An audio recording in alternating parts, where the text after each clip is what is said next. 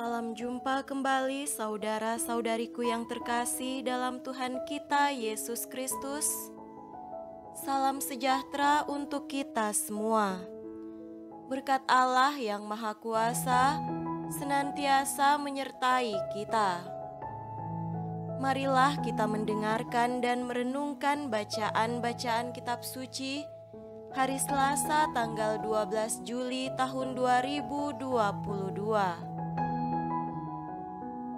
Bacaan pertama dari kitab Yesaya pasal 7 ayat 1 sampai 9. Dalam zaman Ahaz bin Yotam bin Uzia, Raja Yehuda, maka Rezin, Raja Aram, dengan Pekah bin Remalia, Raja Israel, maju ke Yerusalem untuk berperang melawan kota itu, namun mereka tidak dapat mengalahkannya.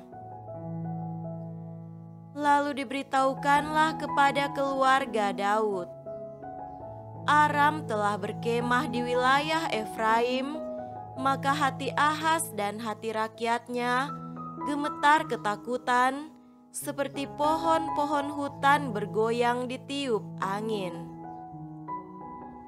Berfirmanlah Tuhan kepada Yesaya, baiklah engkau keluar menemui Ahaz, engkau dan Shear-Yasyub, anakmu laki-laki, ke ujung saluran kolam atas, ke jalan raya pada padang tukang penatu, dan katakanlah kepadanya, teguhkanlah hatimu dan tinggallah tenang, janganlah takut dan janganlah hatimu kecut, karena kedua puntung kayu api yang berasap ini, yaitu kepanasan amarah Rezin dengan Aram dan anak Remalia.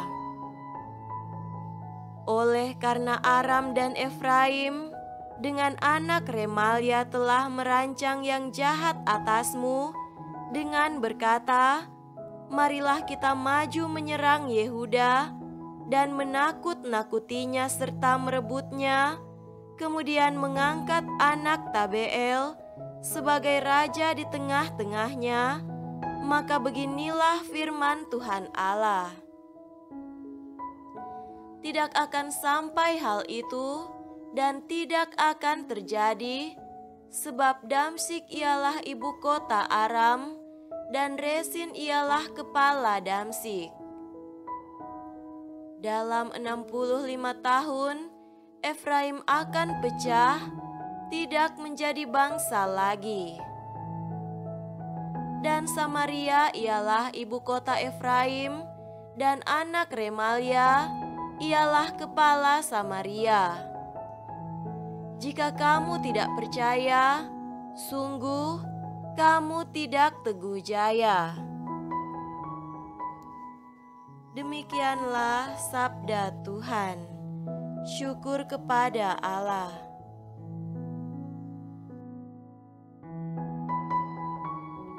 Semoga Tuhan beserta kita sekarang dan selama-lamanya.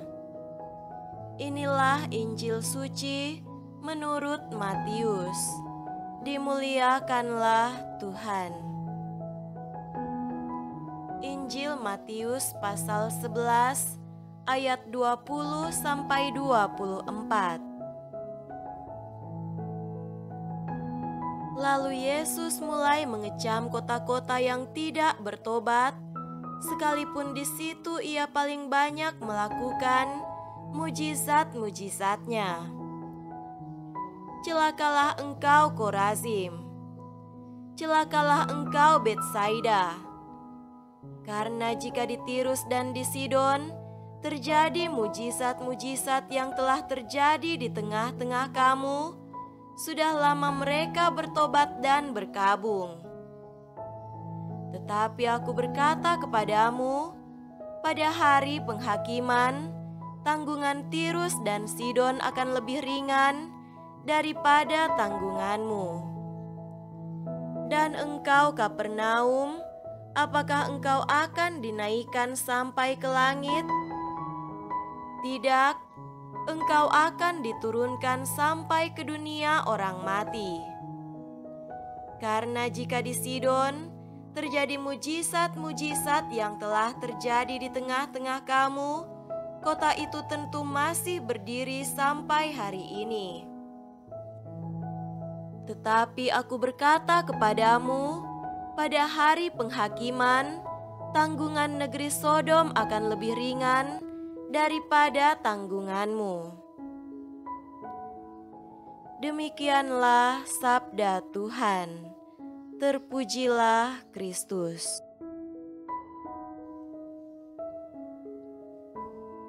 Saudara-saudariku yang terkasih dalam Tuhan kita Yesus Kristus, tema renungan kita pada hari ini adalah cinta dan penyertaan Tuhan.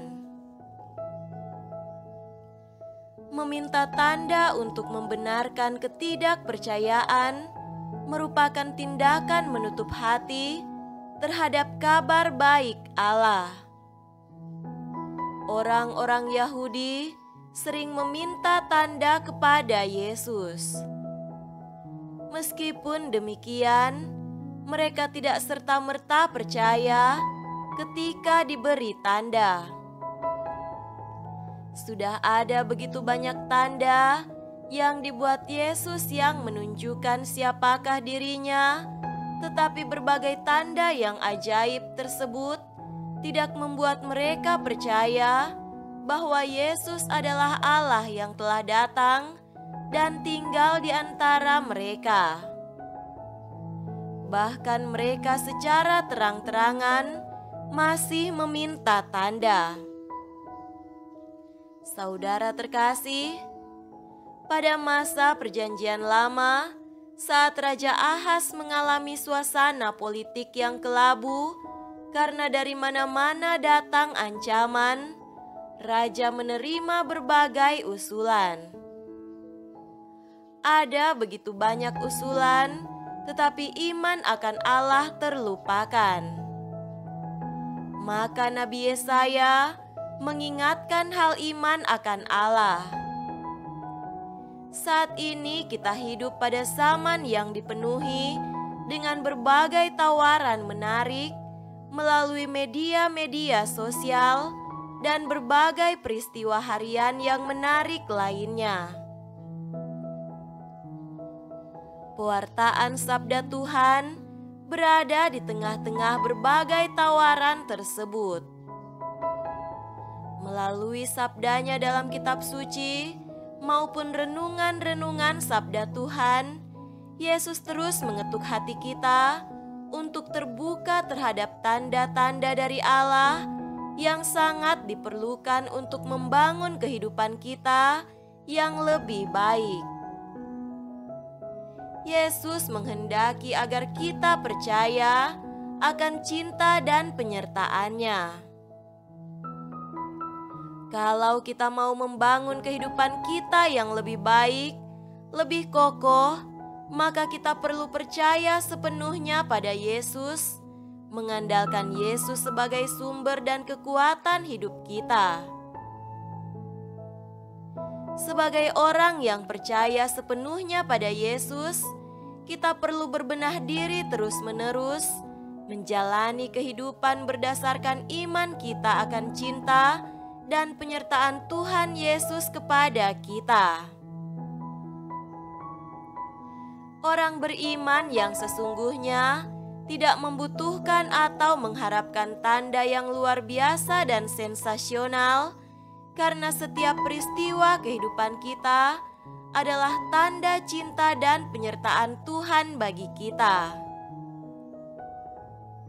Ketika ada berita penampakan Tuhan di salah satu tempat, seorang beriman sejati tidak membutuhkan untuk datang dan meneguhkan imannya dengan penampakan itu, karena bagi dia, tanpa peristiwa penampakan itu pun, ia tetap yakin akan cinta dan penyertaan Tuhan bagi dirinya.